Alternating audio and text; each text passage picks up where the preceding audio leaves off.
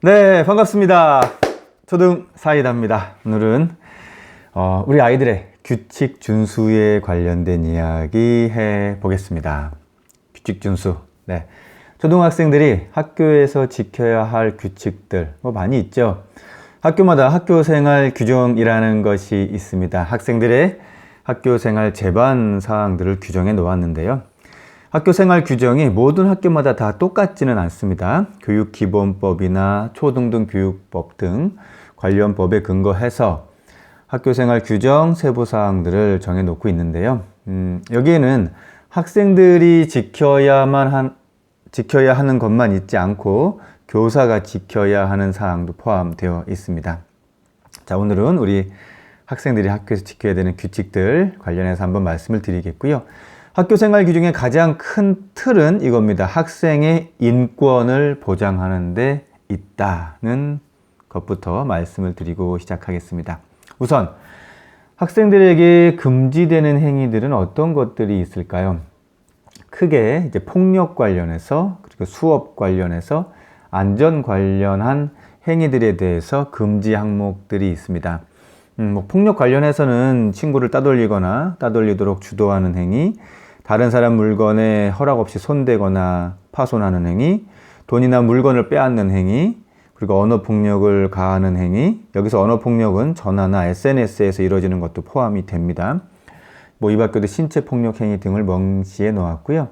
수업 관련해서는 뚜렷한 이유 없이 수업에 참여하지 않거나 수업을 방해하는 행위 등을 금지하고 있습니다. 안전 관련 내용들은 위험한 물건을 소지한다던가 아니면 실내에서 뛰어다닌다던가 이제 그런 것들을 금지하고 있죠. 계략적으로 대표적인 것들 일단 몇 가지 말씀드린 거고요. 세부적으로는 훨씬 더 많습니다. 자, 그러면 이런 세부 규칙들 중에서 우리 아이들이 일상적으로 잘 안 지켜지는 게 있다면 뭘까요? 네, 물론 학교마다 상황은 좀 다를 것 같은데요. 일상적으로 잘 안 지켜지는 것들은 대표적으로 한 두 가지 정도가 있습니다. 뭐냐면 복도에서 뛰어다니는 행위가 있고요. 주로 장난꾸러기 아이들이 복도를 무슨 100m 달리기 운동장처럼 활용을 하고 싶어 하죠. 이건 매우 위험한 행동입니다. 특히 고학년 덩치 큰 아이들이 달리다가 복도 코너에서 나오는 저학년 아이들과 부딪히면 이건 대형 사고가 일어날 수도 있습니다. 또 계단을 뛰어내려가다가 이제 구를 수도 있고요. 그래서 뛰는 아이들에 대한 지도는 좀 단호하게 하는 편입니다. 또 잘 안 지켜지는 것 한 가지가 또 하나 뭐가 있냐면 스마트폰 관련 규정입니다. 보통은 등교하면 제출했다가 이제 하교할 때 다시 받는데요. 이제 제출하지 않고 가지고 있다가 이제 화장실 같은 안 보이는 데서 몰래 게임을 하거나 동영상을 보는 경우들이 있죠. 자, 물론 이런 규칙이라는 게 학교뿐 아니라 가정에서도 이제 지켜야 할 규칙들이 있죠. 또는 일상생활 안에서 지켜야 될 규칙들이 있는데 이런 걸 잘 안 지켜서 위험해지거나 이제 문제가 생기기도 하죠. 아이들이 규칙을 잘 따르게 하려면 어떻게 해야 할까요? 중요한 건 시기입니다. 초등 1학년 시기가 너무너무 중요합니다. 이 시기는요, 특히 규칙이나 규정에 대해서 내면화가 진행되는 시기예요. 규칙이 내면화된다는 건 뭐냐면 왜 이런 규칙들을 지켜야 하는지 이제야 이해하고 받아들일 수 있다는 뜻입니다. 더 나아가서 규칙들이 자연스럽게 습관화될 수 있는 시기라는 의미도 됩니다. 이 시기를 놓치면 규칙이나 규정에 대해서 불만스러운 감정들이 쌓이게 되고요. 생활 패턴들도 어떤 규칙이나 규정에 대해서 무시하거나 거부하는 모습으로 고착화될 수가 있습니다. 자, 초등 1학년 시기가 규칙의 내면화가 가능한 기간인데 그러면 좀 더 구체적으로 어떻게 해야? How? 규칙의 내면화가 되는 걸까요? 보통 학교에서 1학년 담임 교사로 배정할 때 특징이 있습니다. 뭐냐면 어린아이들에게 몇 번이고 반복해서 설명해 주실 수 있는 분들을 배정합니다. 보통은 가정에서 유치원 시기에 최대한 설명도 해주고 또 몇 번씩 반복해서 알려주고 하는 과정을 하다가 이제 초등 입학 시기가 되면 지친 상태가 되죠. 그리고 이제 초등학생이니까 지켜야 돼. 약간 명령 비슷한 형태로 짧게 말씀을 하시죠. 사실 여러 번 반복해서 설명해 주는 과정을, 그래서 설명입니다.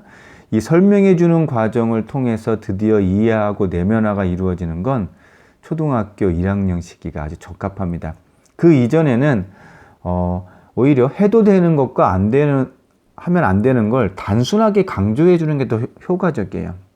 그러니까 초등 이전에는 여러 가지 복잡한 설명보단, 물론 설명을 나름대로 해주시지만 보다 강조되는 건 단순하게 이건 해도 되는 것, 안 되는 것을 구분 지어지는 겁니다. 그러면 아이들은 그 시기에 그 영역 안에서 더 안정감을 느껴요. 그러다가 이제 초등학교에 입학하면 학교 생활에 대한 규칙, 가정에서 지켜야 될 약속들, 이런 것에 대해서 자주 반복해서 친절히 설명을 해 주시면 이제 규칙의 내면화 과정을 인식적인 차원에서 받아들일 수 있게 되는 겁니다. 단, 반복해서 자주 친절하게 알려주셔야 됩니다. 이게 어렵죠. 자, 이렇게 하려고 한다면 이제 거의 무한 인내심이 이제 필요하게 되죠. 그런데 우리 아이가 학교에서 규칙을 자주 어긴다. 이럴 때는 어떻게 해야 될까요? 우리 아이가 학교에서 규칙을 자주 어기면 물론 이제 선생님께 혼이 나겠죠. 혼이 나고 또는 다른 친구들에게 피해가 갈까봐 이제 염려들이 많으시죠. 그런데요, 저는 사실 학교 규칙을 소소하게 잘 지키지 않는 건 그렇게 크게 염려하지는 않습니다. 아이들 입장에서 복도에 뛰지 말아야 하고 조용히 해야 하고 수업 종치기 전에 들어와서 앉아 있어야 하고 매번 다 100% 완벽하게 지킬 수는 없죠.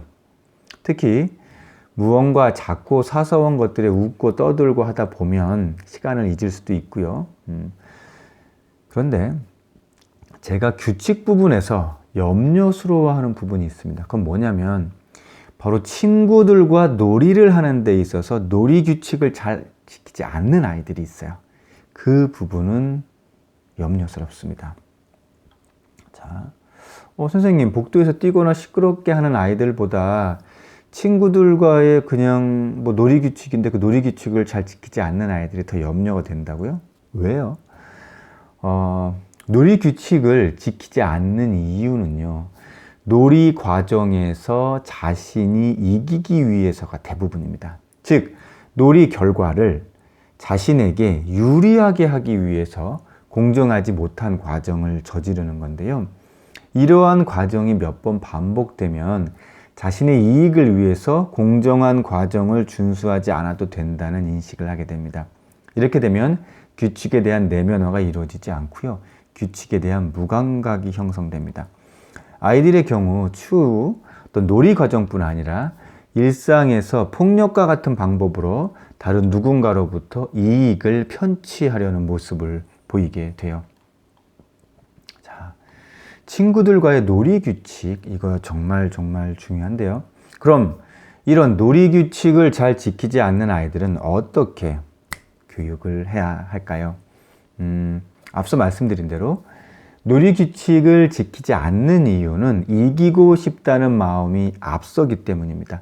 놀이 규칙을 지키지 않는 상황에서 어떤 이익이 생겼는데 그 상황이 용인되는 환경이 되면 아이들이 놀이 규칙을 지키지 않게 돼요. 놀이 규칙을 어겼을 때는 거의 즉각적으로 페널티가 주어져야 됩니다. 예를 들어 공놀이 중에는 상대편에게 이제 반칙을 했을 때 공을 주거나 또 규칙을 어긴 상태에서 얻은 점수는 무효화하고 상황을 더 불리하게 만들어주는 과정을 덧붙여 주는 거죠. 그러자면 이제 아이들 놀이 과정에 심판을 해주는 사람이 필요한 건데요. 엄마가 아이들이 놀이할 때 매번 그걸 다 해줄 수도 없고 어떡하죠? 네. 사실 학교에서도 공식적으로 체육 시간이 아니면 점심시간에 매번 운동장에서 확인하고 심판 역할을 해줄 수는 없죠. 가정에서는 더더욱 어려울 겁니다. 그래서 평소 우리 아이가 학교에서 어떤 놀이를 하는지 관심을 가지실 필요가 있어요. 그 놀이 과정에서 어떤 규칙들이 있는지 물어봐 주고요. 일반적인 스포츠 같은 경우는 엄마나 아빠가 함께 하면서 알려주실 필요도 있습니다. 집에서 형제들 간에 놀 때 규칙을 잘 지키지 않는 모습을 보면 꼭 개입을 해 주세요. 보통은 형이니까, 오빠니까, 언니, 누나니까 그 정도는 봐줘라 말씀하시는데, 또는 동생이니까 말을 들어라 그렇게 하시는데, 놀이 과정 중에 규칙을 어기는 상황이 나오면 내용을 설명해 주고 규칙을 준수하는 상황으로 알려주는 것이 더 좋습니다. 자, 초등 아이들의 규칙 준수 마무리하겠습니다. 초등시기, 특히 저학년 시기는요, 규칙 준수를 배우는 매우 중요한 시기라는 거 꼭 잊지 마시고요. 이 시기에 공동체에서 정해진 규칙에 대해 이래도 좋고 저래도 좋다는 두루뭉실한 표현은 아이들에게 오히려 혼란을 줍니다. 가끔 우리 아이를 너무 규칙에 얽매이지 않고 좀 유연한 사고를 갖게 하고 싶다는 생각에 다양한 기준들을 알려주시는 경우가 있는데요. 그건 아이들이 사춘기를 거치고 기존에 배웠던 규칙이나 준거들에 대한 의심을 스스로 할 수 있는 시기에 가능한 작업입니다. 아이가 어릴수록 주변의 규칙들에 대해 명확히 알려주시는 과정이 필요하고요. 규칙이라는 건 과정이 공정하게 이루어지기 위한 안전장치라는 거 꼭 잊지 않으셨으면 좋겠습니다. 네, 우리 아이들이 규칙을 모르거나 잘 지키지 않는다면 사회적인 안전장치를 잃을 수도 있다는 사실 꼭 기억하셨으면 좋겠고요. 초등사이다는 초등학부모님들과 함께합니다. 감사합니다.